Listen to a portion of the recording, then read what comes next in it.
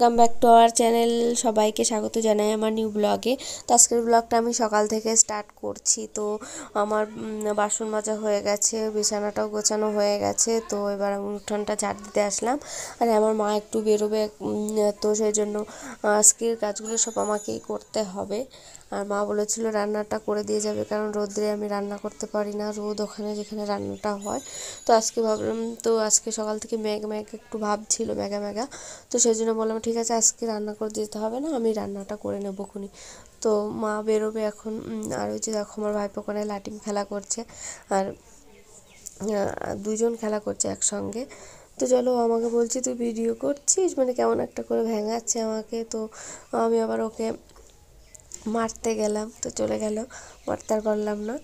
তো চলো, মোটামুটি ঝাড় দেওয়া আমার কমপ্লিট হয়ে গেছে। তো এখনও অনেক কাজ আছে আমার।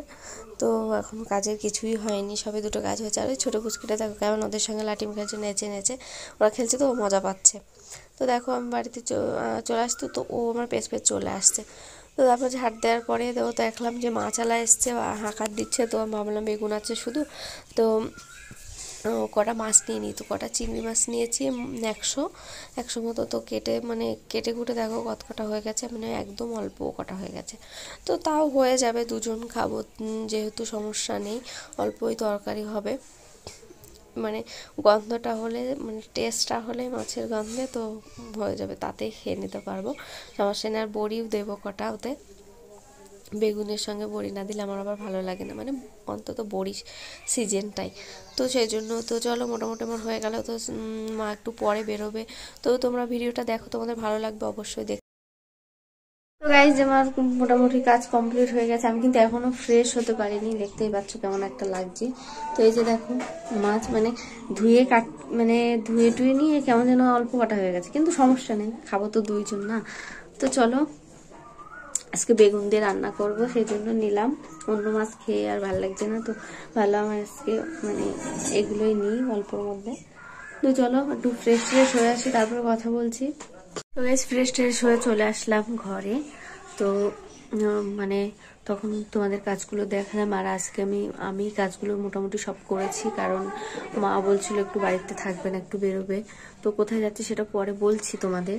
তো সেই জন্য, আর রান্নাটাও মনে হয় আজকে আমার করতে হবে, কিন্তু আমি বললাম যে রান্না আমি এখন আর করবো না। আর মানে করবো রান্নাটা, কিন্তু এখন করবো না, সকালে রান্নাটা করবো না, কারণ এখন যেহেতু সকাল, তো আমি দুপুরের আগে রান্নাটা সেরে নেবো। মানে নাই দুপুর নাই সকালের মধ্যে আমি, মানে 10টা 11টার মধ্যে আমি হয়তো রান্নাটা চাপাতে পারি। তো এখন চাপাবো না। তো এখন একটা কাজ আছে, তো আমি ফুল বানাই, তোমরা জানো যারা আমার ব্লগ দেখো। তো সেই ফুলগুলো এখন দিইনি, মালিক মানে নিয়ে গেছে, যেগুলো বানানো হয়ে গেছে, তো তারপর আর দিয়ে যায়নি। তো সেই জন্য, তো এখন এই যে দেখো কাঁথা সেলাই করবো আমি। এটা আমার বোনু, মানে একটা যারা আমার ব্লগ দেখো তারা জানবে যে আমি একদিন হসপিটালে গেছিলাম, আমার ভাইজির মেয়ে হয়েছিল, বেবি হয়েছিল, তো দেখার জন্য। তো তার জন্যই মা কাঁথাটা বানিয়েছে। তো এখন সেলাই করবো। তো চলো একটু তোমাদের দেখাই আমি কীভাবে সেলাই করি, দেখতে থাকো ভিডিওটা। তো এই যে দেখো কাঁথাটা কত সুন্দর লাগছে, খুবই সুন্দর লাগছে। আর এটা মানে আমার কাপড় দিয়ে বানানো হয়েছে, এই যে এই কাপড়টা আমার কাপড় দিয়ে কাঁথাটা বানানো হয়েছে। তো কেমন লাগছে তোমাদের অবশ্যই বলো। ছোট ছোট জিনিস কিন্তু দেখতে খুবই ভালো লাগে, তাই না? আর গ্রামের মানুষ তো মানে এগুলোই ব্যবহার করে, কাঁথা টাথায় ব্যবহার করে, কারণ শহরের মানুষ জানি না কি করে, মনে হয় না কাঁথা টাথা সেরকমভাবে ইউজ করে, তোয়ালে ঠোয়ালে এগুলোই হয়তো ইউজ করে বা কিনে ইউজ করে, কিন্তু আমাদের এখানে তো মানে বানিয়েই সবাই ইউজ করে। তো চলো, দেখতে পাচ্ছিলে না তোমরা, সেই জন্য একটু পিছিয়ে আসলাম। চলো একটু দেখো আমি কেমনভাবে সেলাই করি। আর এই যে মানে অনেকটাই সেলাই করেছি, এই যে দেখো অনেকটাই সেলাই করেছি। আর যেহেতু বাচ্চাদের কাঁথা, তাই বেশি একটা ছোট মানে সেলাই করিনি, মোটামুটি করেছি একটা, কিন্তু ভালো লাগছে দেখতে, অসাধারণ। দুপিটেই এই যে সমানই এসছে।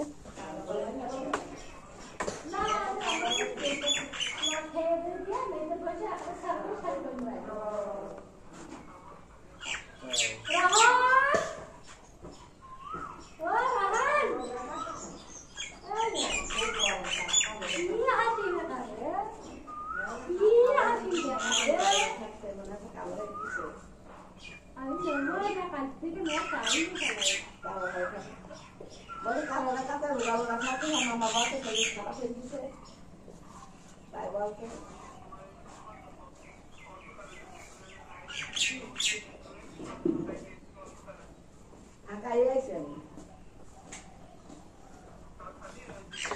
চলো ভিডিওটা দেখতে থাকো, যদি তোমাদের ভালো লাগে অবশ্যই লাইক কমেন্ট শেয়ার, আর যারা নতুন আছে অবশ্যই সাবস্ক্রাইব করে দিও।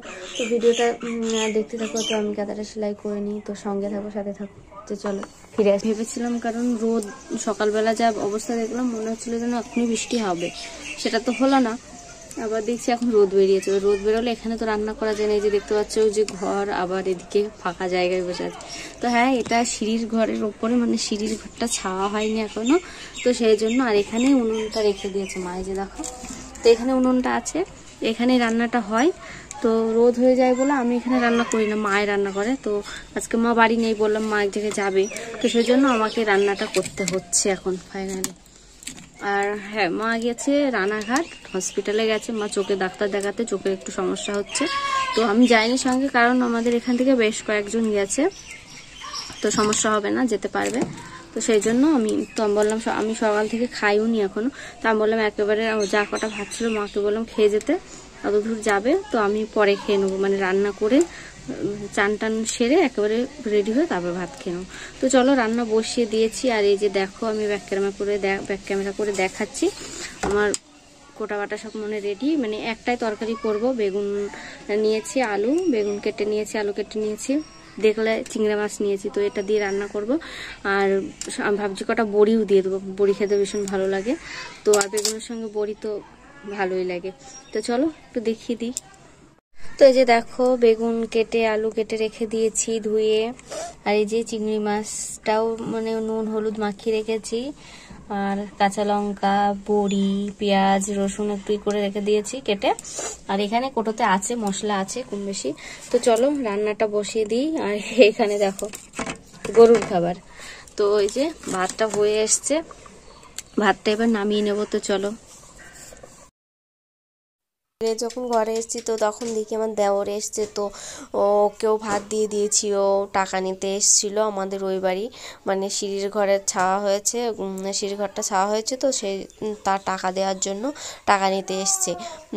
আমি বলেছিলাম, কিন্তু কখন আসবে আমি তো জানি না, তো ও এখনই এসছে। তো ও বললো ভাত খাবে, আমি ভাত খাবো যেহেতু, তো ওকে বললাম, তো বললো হ্যাঁ খাবে। তো ওর ভাতও দিয়ে দিয়েছে, আমিও ভাত বেড়ে নিয়েছি। তো চলো আমরা ভাত খেয়ে নিই, তোমরা ভিডিওটা দেখতে থাকো। তো চলো।